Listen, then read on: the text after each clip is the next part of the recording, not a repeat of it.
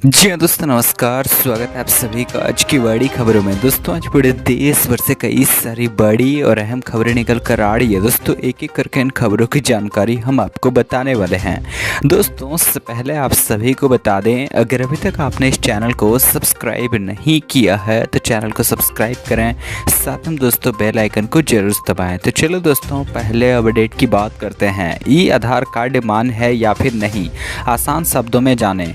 जी हाँ दोस्तों, कोई सरकारी काम करवाना हो या फिर गैर सरकारी, इनमें आपको कई तरह के कागजात और दस्तावेज लगाने पड़ते हैं। इनमें ration card, voter ID card, pan card जैसे अनेकों दस्तावेज होते हैं, पर आज के समय में सबसे ज़्यादा ज़रूरी दस्तावेज है आपका आधार कार्ड। बैंक में खाता खुलवाना हो या फिर सिम कार्ड लेना हो आदि, आधार की ज़रूरत लगभग हर जगह पड़ती है। वहीं जब से देश डिजिटल की तरफ बढ़ा है, तब से लोग ई आधार कार्ड का भी इस्तेमाल बढ़ चढ़ कर रहे हैं। पर इन सब के बीच लोगों के मन में ये सवाल चल रहा है कि क्या ई आधार कार्ड वैध है या फिर नहीं। ये जान लीजिए कि ई आधार है क्या। दरअसल ये आपके आधार की एक इलेक्ट्रॉनिक कॉपी है, जिसे आप अपने कंप्यूटर या फिर मोबाइल आदि में रख सकते हैं। ये पासवर्ड से सुरक्षित होता है। दोस्तों आपको बता दें, अगर आप ई आधार मुफ्त में डाउनलोड करना चाहते हैं तो इसके लिए पहला तरीका तो ये है कि इसमें आपको आधार नंबर चाहिए होता है, जिसकी मदद से आप अपना ई आधार डाउनलोड कर सकते हैं। जबकि ई आधार डाउनलोड करने के दो और तरीके हैं। इनमें दूसरे तरीके में आप एनरोलमेंट नंबर की मदद ले सकते हैं। जब आपने आधार कार्ड बनवाया होगा तो आपको एक स्लिप मिली होगी जिसमें ये नंबर होता है। वहीं तीसरे तरीके में आप वर्चुअल आईडी की मदद से भी अपने ई आधार को डाउनलोड कर सकते हैं।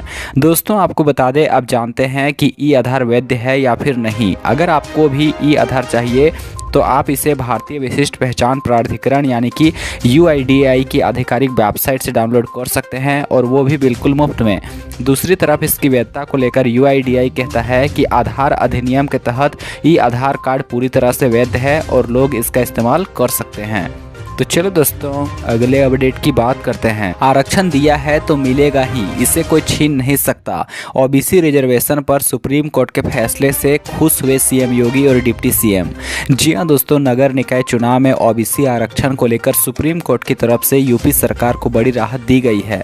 सुप्रीम कोर्ट ने इलाहाबाद हाई कोर्ट के उस आदेश पर रोक लगा दी है जिसमें बिना आरक्षण के 31 जनवरी से पहले चुनाव कराए जाने की बात कही गई थी। इस फैसले के बाद अब उत्तर प्रदेश सरकार के मंत्री और खुद मुख्यमंत्री भी खुश नजर आ रहे हैं। CM योगी आदित्यनाथ ने सुप्रीम कोर्ट के फैसले का स्वागत किया है और कहा है कि OBC आरक्षण लागू करने के बाद यूपी में निकाय चुनाव कराए जाएंगे। दोस्तों आपको बता दें, मुख्यमंत्री योगी आदित्यनाथ की तरफ से ट्विटर पर फैसले को लेकर खुशी जताई गई। उन्होंने अपने ट्वीट में कहा है कि माननीय उच्चतम न्यायालय द्वारा उत्तर प्रदेश में नगरीय निकाय चुनाव के संबंध में दिए गए आदेश का हम स्वागत करते हैं। माननीय उच्चतम न्यायालय द्वारा दी गई समय सीमा के अंतर्गत OBC आरक्षण लागू करते हुए उत्तर प्रदेश सरकार निकाय चुनाव संपन्न कराने में सहयोग करेगी। तो चलो दोस्तों अगले अपडेट की बात करते हैं। जम्मू कश्मीर के 2 जिलों में CRPF के 1800 से अतिरिक्त जवानों की होगी तैनाती, केंद्र का फैसला। जी हाँ दोस्तों, केंद्रीय रिजर्व पुलिस बल राजौरी के जिले में हाल के आतंकी हमलों में नागरिकों की हत्याओं के मद्देनज़र अतिरिक्त 18 कंपनियों यानी कि 1800 से ज़्यादा सैनिकों की जम्मू और कश्मीर में भेजेगी। दोस्तों आपको बता दें, सूत्रों के मुताबिक सैनिक पुंछ और राजौरी जिले में तैनात किए जाएंगे। जम्मू कश्मीर के राजौरी जिले में 2 आतंकवादी घटनाओं में 2 नाबालिग चचेरे भाई बहनों सहित 6 लोगों की मौत हुई थी।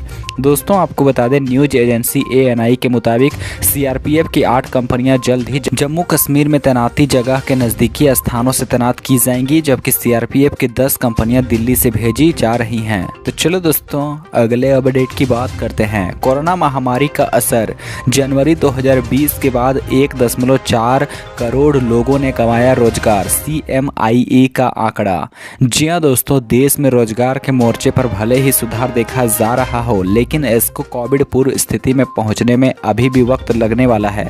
एक आंकड़े के मुताबिक जनवरी 2020 में जितने लोगों के पास रोजगार था, अक्टूबर 2022 में उसके मुकाबले 14 मिलियन या फिर 1.4 करोड़ कम लोगों के पास रोजगार था। ये आंकड़ा केडा CMIE बुलेटिन के मुताबिक आया है। इस आंकड़े में 45 लाख कम पुरुष और 96 लाख कम महिलाओं का हिस्सा है। दोस्तों आपको बता दें, इस आंकड़े को संकलित करने और प्रकाशित करने का काम Ashoka university, centre for economic data and analysis और centre for monitoring Indian economy ने संयुक्त रूप से किया है।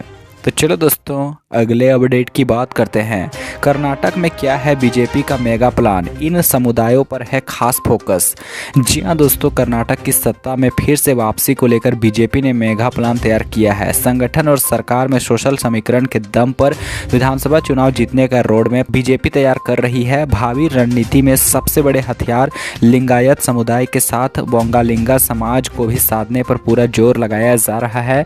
इसके लिए बीजेपी अपने लोकप्रिय नेताओं को मैदान में उतार रही है। गृह मंत्री अमित शाह हाल के दिनों में 2 दिन कर्नाटक रहकर आए हैं। दोस्तों आपको बता दें, गृह मंत्री ने कर्नाटक में पार्टी के ग्रास रूट नेताओं के साथ बैठक कर पार्टी की रणनीति को अमली जामा पहनाने का काम शुरू कर दिया है। दोस्तों आपकी जानकारी के लिए बता दें कि कर्नाटक में वापसी के लिए बीजेपी कोई कर कसर नहीं छोड़ना चाहती है, इसलिए एक के बाद एक बड़े नेताओं के दौरे लगाए जा रहे हैं। गृह मंत्री अमित शाह के बाद इस महीने बीजेपी अध्यक्ष जेपी नड्डा और पीएम नरेंद्र मोदी और साथ ही में महीने के अंत तक एक बार फिर से शाह का दौरा प्रस्तावित है। तो चलो दोस्तों अगले अपडेट की बात करते हैं। मोदी कैबिनेट ने ग्रीन हाइड्रोजन मिशन को दी मंजूरी, यह है मकसद। जी हाँ दोस्तों, पीएम मोदी के नेतृत्व में बुधवार यानी 4 जनवरी को हुई कैबिनेट की बैठक में महत्वपूर्ण निर्णय लिए गए हैं। केंद्रीय मंत्री अनुराग ठाकुर ने बताया है कि नेशनल ग्रीन हाइड्रोजन मिशन को केंद्रीय मंत्रिमंडल ने मंजूरी कर दी है। साथ ही उन्होंने जानकारी दी है कि भारत ग्रीन हाइड्रोजन का ग्लोबल हब बनने जा रहा है। प्रति वर्ष 50 लाख टन ग्रीन हाइड्रोजन का उत्पादन होगा। दोस्तों आपको बता दें, केंद्रीय मंत्री अनुराग ठाकुर ने बताया है कि 60 से 100 गीगावाट की इलेक्ट्रोलाइजर क्षमता को तैयार किया जाएगा। इलेक्ट्रोलाइजर की मैन्युफैक्चरिंग और ग्रीन हाइड्रोजन के उत्पादन पर 17,490 करोड़ प्रोत्साहन राशि दी जाएगी। ग्रीन हाइड्रोजन के हब को विकसित करने के लिए 400 करोड़ का प्रावधान किया गया है। दोस्तों आपकी जानकारी के लिए बता दें कि केंद्रीय मंत्री अनुराग ठाकुर ने बताया है कि नेशनल ग्रीन हाइड्रोजन मिशन के लिए 19,744 करोड़ रुपए की मंजूरी दी गई है। इस मिशन से 8 लाख करोड़ रुपए का सीधा निवेश होगा और 6 लाख नौकरियां सृजित होंगी। तो चलो दोस्तों अगले अपडेट की बात करते हैं। बजट से पहले आईएमएफ की सरकार को सलाह, पेट्रोल डीजल पर एक्साइज ड्यूटी हटाने का फैसला ले वापस, निजीकरण पर दे जोर। जी हाँ दोस्तों, अंतर्राष्ट्रीय मुद्रा कोष यानी आईएमएफ ने समाज के वंचित लोगों को सपोर्ट करने के केंद्र सरकार के प्रयासों का समर्थन किया है। इसी के तहत आईएमएफ ने सरकार के फर्टिलाइजर सब्सिडी बढ़ाने के फैसले का भी बचाव किया है। आईएमएफ का मानना है कि सरकार के इस कदम से कृषि उत्पादन के साथ किसानों के आय को बढ़ाने में मदद मिलेगी। आईएमएफ ने भारत सरकार के साथ उसकी आर्थिक नीतियों, वित्तीय हालात और पॉलिसी को लेकर चर्चा की है और इन चर्चाओं के आधार पर एक रिपोर्ट जारी की है। ये रिपोर्ट दिसंबर 2022 में पब्लिश हुआ है। रिपोर्ट में आईएमएफ ने केंद्र सरकार को उसके आने वाले बजट को लेकर नीतिगत सुझाव के साथ वित्तीय मामलों को लेकर कई अनुमान भी जारी किए हैं। आईएमएफ ने अपनी रिपोर्ट में कहा है कि गरीबों को सहायता प्रदान करते रहना चाहिए। साथ ही उसने कहा है कि स्वास्थ्य, शिक्षा और आधारभूत ढांचे पर खर्च को प्राथमिकता दिया जाना चाहिए।